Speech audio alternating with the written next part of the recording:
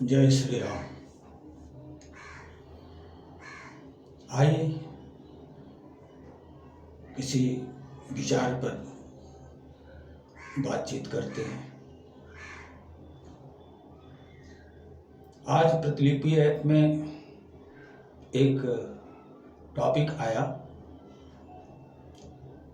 कि मैं आत्मनिर्भर हूँ। मैं आत्मनिर्भर हूँ। हालांकि उस पर भी एक लेख लिखा हूँ। शंभुनाथ शुक्ला सर्च करके उसे पढ़ा जा सकता है। प्रतिलिपि ऐप के अंदर है। प्रतिलिपि ऐप में जाइए और उसमें सर्च करिए शंभुनाथ शुक्ला, तो वो हमारा लेख आपको मिल सकता है। तो क्यों ना हम एक प्रवचन के माध्यम से भी लोगों में जागरूकता जगाने की कोशिश करें, क्योंकि देखने में यह आता है कि हमारे समाज में बहुत सारी चीज़ें ऐसी हैं जो लोगों की एक ऐसी धारणा बन गई है कि अर्थ के अनर्थ बनाने वाले लोग हो गए हैं। शब्द के तात्पर्य को न समझते हुए कुछ भी कह देने वाले लोग हैं। अब कुछ लोग कहते हैं मैं आत्मनिर्भर हूं, मुझे किसी की आवश्यकता नहीं है। तो ऐसा कहने वाले लोगों से मेरा यही निवेदन है कि इससे तो अच्छा आपकी निर्धनता थी जब आप अपने पास पड़ोस में लोगों के पास जाते थे किसी चीज़ की आवश्यकता पड़ने पर और 2-5 मिनट बात करते थे और बोलते थे कि भाई ये चीज़ की आवश्यकता है, आप अगर दे देते तो मेरा काम हो जाता। उसमें तो आपके साथ विनम्रता थी, उसमें तो आपके साथ सद्भाव था, उसमें तो आपके साथ अपने पड़ोस के रिश्ते नाते अच्छे थे। लेकिन आज आप कुछ इस भाषा में बात करते हैं कि मैं आत्मनिर्भर हूं, मुझे किसी की आवश्यकता नहीं है। मतलब आपकी विनम्रता नष्ट हो गई और अहंकार आपके अंदर जो है अपना आधिपत्य जमा लिया। और अहंकार जो कि मानवता का जीवन का सबसे बड़ा शत्रु है, अगर वो आपके मनोमस्तिष्क में अपना स्थान बना लिया तो आपकी कुशलता अब सुनिश्चित नहीं है, क्योंकि विनम्रता से जीविकोपार्जन संभव है, लेकिन अहंकार के वशीभूत होकर के जीवन यापन संभव नहीं है। ऐसा मेरा मानना है। तो आज वही टॉपिक मैं देखा, उस पर लेख भी लिखा और लेख लिखने के बाद इसे एक प्रोग्राम के रूप में बनाने की इच्छा जागृत हुई, इसलिए मैं आप लोगों के सामने जो है प्रस्तुत हुआ हूँ। तो मैं आत्मनिर्भर हूँ, ये कहना कहाँ तक सही है और कहाँ तक गलत है? आत्मनिर्भरता किस चीज का नाम है? क्या लोग ये चीज समझते हैं? या आज सुखी संपन्न हो गए, आज उनके पास हर तरह के साधन हो गए, हर तरह के उपकरण हो गए, हर तरह से धन संपदा से युक्त हो गए, कार कोठी बंगला हो गई, तो आत्मनिर्भर बन गए? क्या इसे आत्मनिर्भरता कहते हैं? जरा आप लोग विचार कीजिएगा इस बात पर। आत्मनिर्भरता उसे नहीं कहते जो सुखी संपन्न हो गया, जिसे किसी की आवश्यकता नहीं है, उसे आत्मनिर्भरता नहीं करते। उसे स्वावलंबी बन जाना कहते हैं, उसे सक्षम बन जाना कहते हैं। लेकिन आत्मनिर्भर हो गया ये कहना कतई उचित नहीं है। क्योंकि मैं आत्मनिर्भर बन गया, ये कहना बहुत बड़ी बात है जिसे आज के लोगों में समझने की सामर्थ्य नहीं है। वास्तव में आत्मनिर्भर कौन होता है, ये बात समझने के लिए बहुत ऊंचाई की विकसित मानवता चाहिए। और इस बात को समझने के लिए हर कोई सक्षम भी नहीं होता है। अब कोई साधक है, सद्गुरु की शरण में जाकर के सद्गुरु से ज्ञान प्राप्त करके वर्षों बरस तपस्या करता है, धीरे धीरे अपने शरीर के कलमश को जो है वो जलाता है, धीरे धीरे शुद्ध होता है, उसमें निर्मलता आती है और वो अपने आध्यात्मिक मार्ग पर जो है अग्रसर होता है। और किसी हजारों में नहीं, सैकड़ों में नहीं, किसी लाखों में किसी एक व्यक्ति को, एक साधक को उस आत्म तत्व की अनुभूति हो पाती है, उस आत्म तत्व की एक झलक मिल पाती है। सबको नहीं, चलते तो लाखों हैं लेकिन पहुंचते एक दो हैं। उस आत्म तत्व तक पहुंचना इतना आसान नहीं है। क्यों? क्योंकि आस श्वास विश्वास में बसे सदा रघुनाथ, जो जन ध्याये पद कमल प्रभु नित तिनके साथ। उस मार्ग पर चलने के लिए श्वास की तो आवश्यकता है ही, क्योंकि श्वास ही नहीं रहेगी तो जीवन ही संभव नहीं है। लेकिन आस और विश्वास की बहुत ज्यादा आवश्यकता होती है, और जो कि सबके पास स्थिर रहने की क्षमता नहीं होती है। उसके लिए तो वही व्यक्ति, वही साधक कारगर सिद्ध होता है जो मन में ये धारणा बना लेता है कि जन्म जन्म लगे रगरे हमारी, बरऊं शंभुनत रहूं कुमारी। जैसे माता पार्वती जी ने ये प्रण कर लिया था कि यदि वर्ण करूंगी तो शिव शंकर का करूंगी, शंकर भोलेनाथ का करूंगी, नहीं तो मैं कुमारी ही रहूंगी।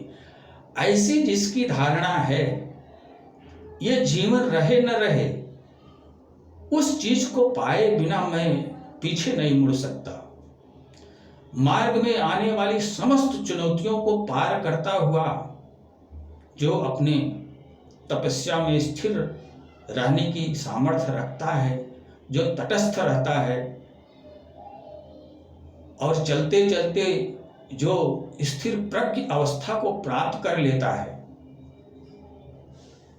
और उसके बाद भी बहुत सारी प्रभु द्वारा ली जाने वाली परीक्षाओं को पार करके जब आगे बढ़ता है, तब जाकर के आत्म तत्व की एक झलक पा लेता है। जब मनुष्य यह महसूस करता है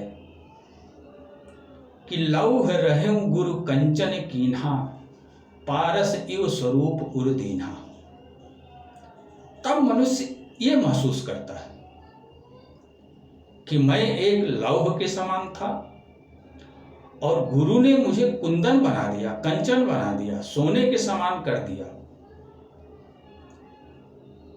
क्यों कर दिया? क्योंकि वो मेरे भौतिकी जीवन के कलमश को धो करके निर्मल बनाया, और निर्मल बनाने के बाद में हमें आत्म तत्व जैसी पारसमणि प्रदान कर दिया। सद्गुरु के महत्व को सब कोई नहीं समझ सकते, हर किसी के बस की बात नहीं है। सद्गुरु के महत्व को बहुत कम लोग, विरले लोग ही समझ पाते हैं कि सद्गुरु वास्तव में क्या चीज है, उसके झोले में कितनी अनमोल चीज है जो लोगों को दे करके उसे जीव से शिवपन का एहसास करा देता है। तो सद्गुरु बहुत दिव्य चीज का नाम है और उसी के द्वारा दिए गए ज्ञान से यह आत्मज्ञान संभव हो पाता है और लोग स्वयं को जान पाते हैं, देख पाते हैं और अपने जीवन को धन्य बना पाते हैं। निसंदेह जिसने आत्म तत्व को देखा नहीं उसका जीवन किसी तरह धन्य नहीं हो सकता, चाहे वो करोड़ों रुपए कमा ले, चाहे वो पूरे विश्व में प्रसिद्ध हो ले, बड़ी से बड़ी उपलब्धियों को पाकर भी वो अपने जीवन को धन्य नहीं बना सकता। एकमात्र जीवन धन्य होता है तो वो आत्म साक्षात्कार करने के बाद जीवन धन्य बनता है और वो भी बिना मोल के सद्गुरु की कृपा से ये थाती प्राप्त होती है। तो आत्मज्ञान, मैं आत्मनिर्भर हो गया।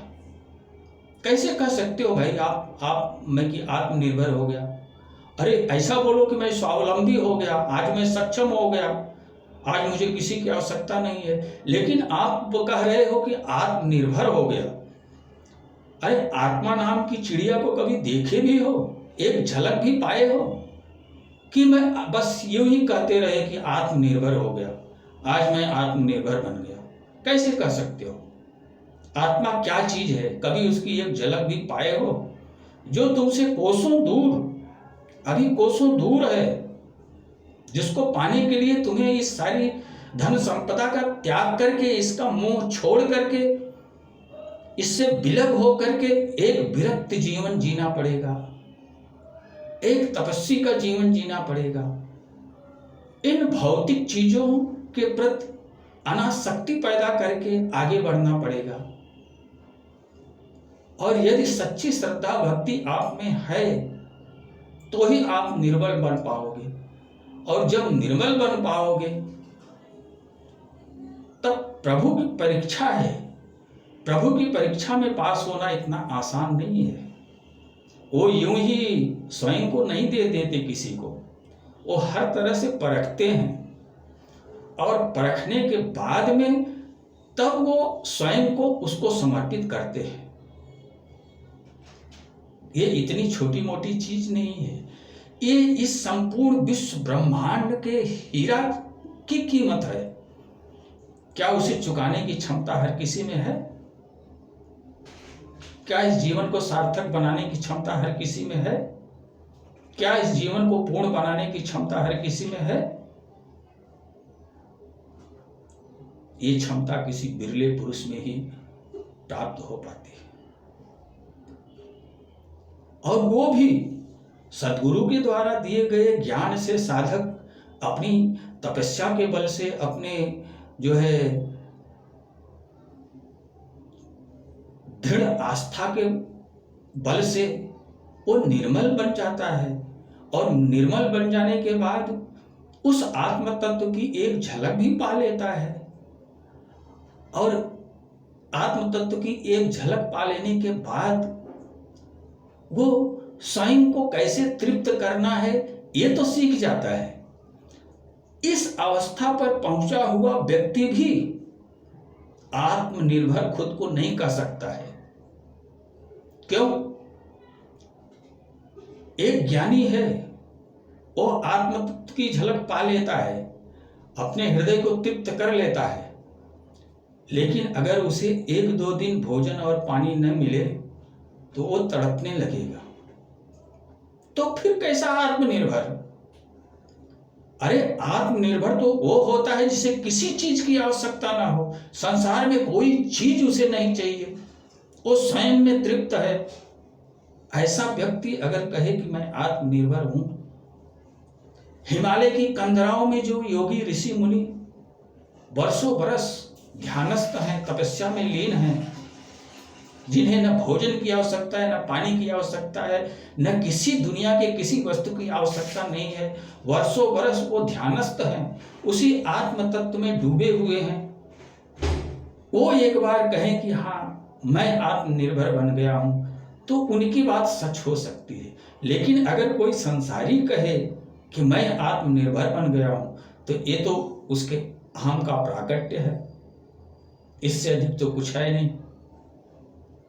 आत्मनिर्भर होना बहुत ऊंची बात है। जो योगी वर्षों बरस समाधिस्थ हैं, उस आत्म तत्व के अंदर जो है विलीन होकर के लिपटे हुए हैं, जो अपने शरीर को भूल गए हैं, जो संसार को भूल गए हैं, एकमात्र उस आत्म तत्व में ही लिपटे हुए हैं, उस आत्म तत्व में ही ध्यानस्थ हैं। उनके सिवा कोई आत्मनिर्भर खुद को कह नहीं सकता है।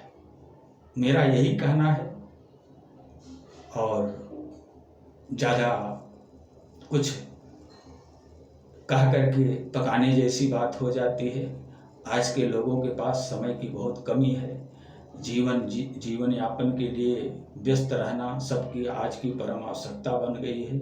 उस चीज़ को समझते हुए मैं मूल चीज़ को जो है आप लोगों तक पहुंचाने का प्रयास करता हूं, और फालतू बकवास में तो मैं कोई विश्वास नहीं रखता हूं। इसलिए बस इतना ही कह करके अब आप लोगों से विदा चाहता हूं। जय श्री राम।